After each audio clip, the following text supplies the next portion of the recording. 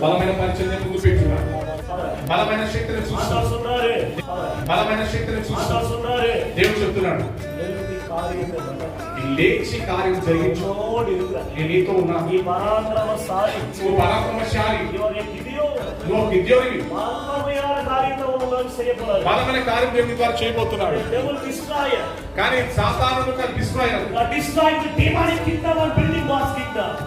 సాతానిక ఆ దేవుని డిస్ట్రాయ్ చేయడానికి బలమైన పరిచర్య ముందు పెట్టున్నాడు.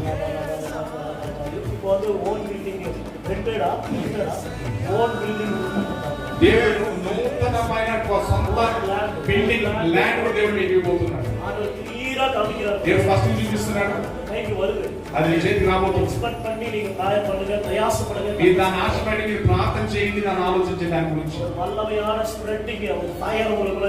బలమైన అగ్ని మీద ఉన్నది.